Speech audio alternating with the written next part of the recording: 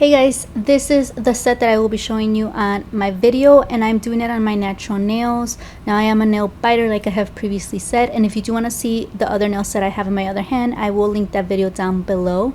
And the first thing I'm going to be doing is just pushing back my cuticles on all my fingers. I'm going to be using a straight cuticle pusher I got from Sally's Beauty Supply, one of my favorites.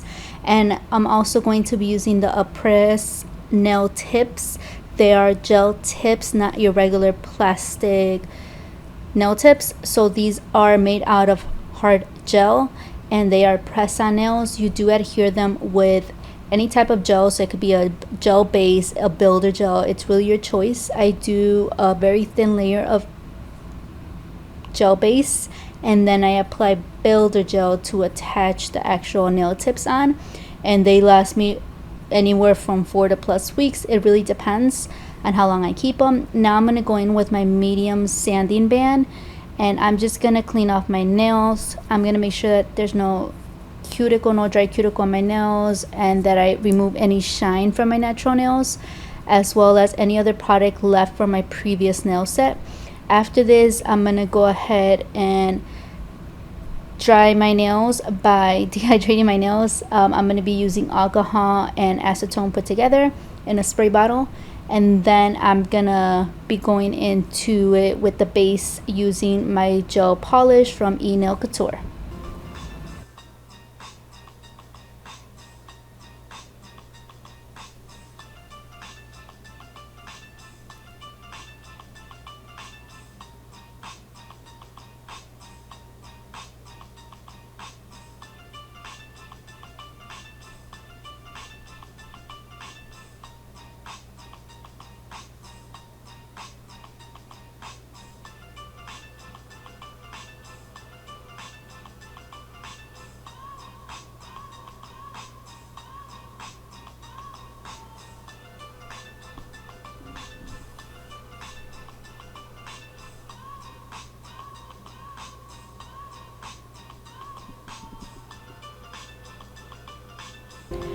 I have used these nail tips for so long already. I really do know my sizes by hand.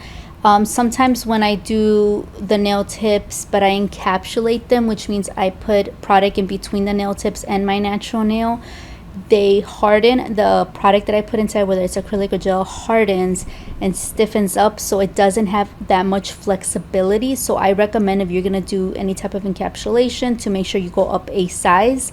But since I am not gonna be doing that, I'm just gonna apply a little bit of gel.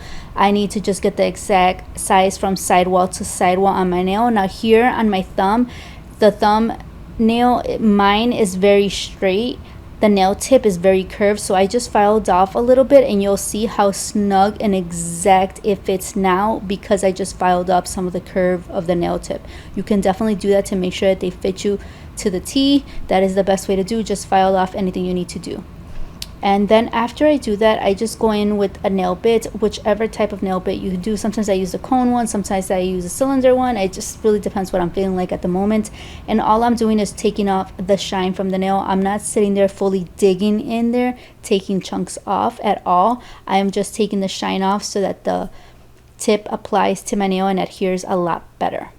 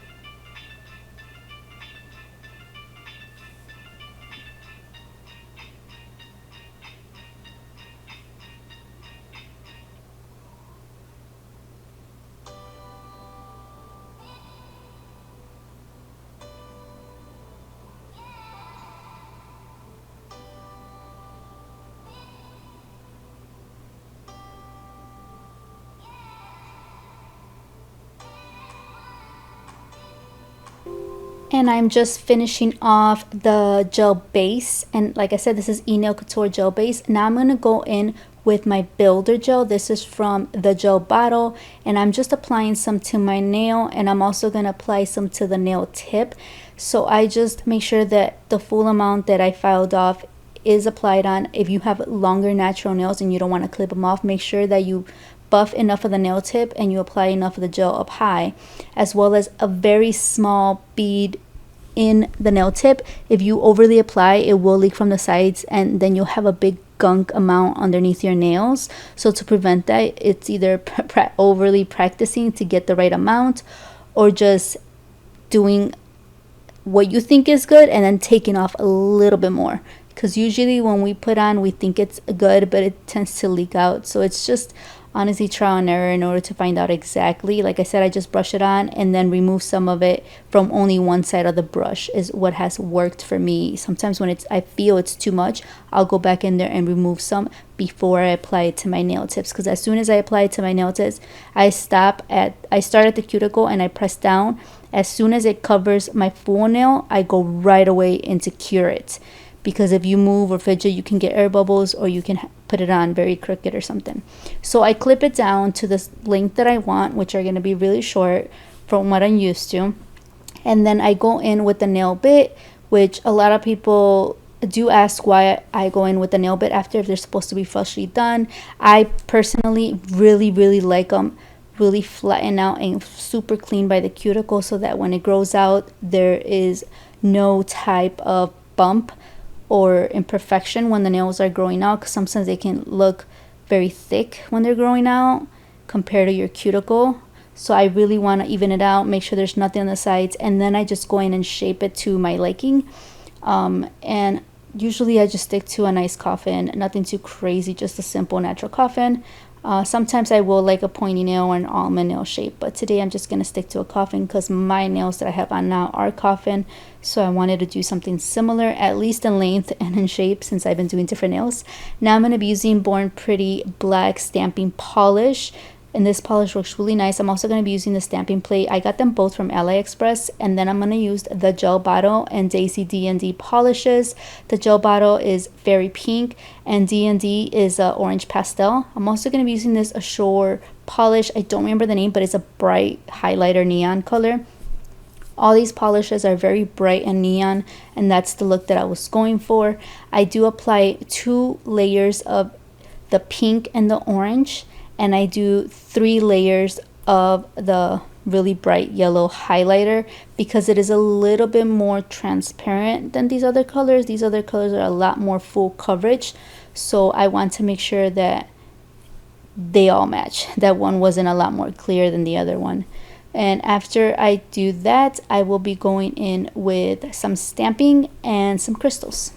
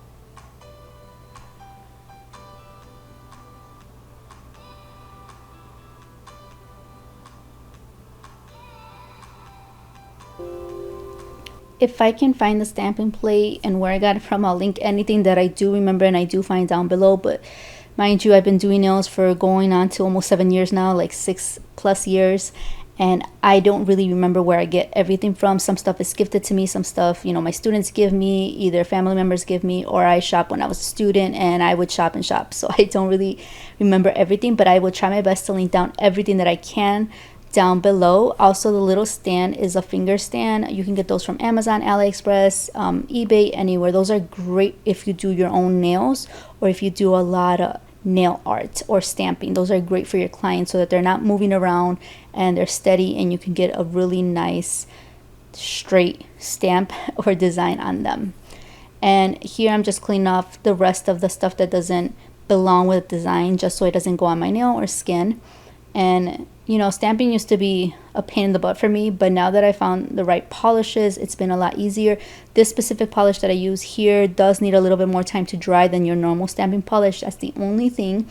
Sometimes I'm not patient when it comes to myself, but when it comes to clients, I'm telling them not to move at all, and I'll have a little fan or something for them. And excuse my hair, it was in camera, I apologize.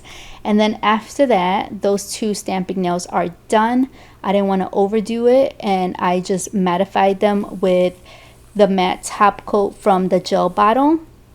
One of my favorite top coats. It is really nice. I only need 1 coat of this to have it like so freaking matte, and it lasts for 3+ weeks. Like, even if you scrape it and if you're biting it or whatever it is, the matte top coat doesn't go away. And then I just make sure I cleanse my nails with some alcohol, and I put some nail glue, put on my crystals, and then I will be putting some activator on them to dry the crystals. And then I'm going to go in with my matte top coat because I want all these nails to be a neon matte, and that's all I do for my crystals, and they always last until they come in for their fill.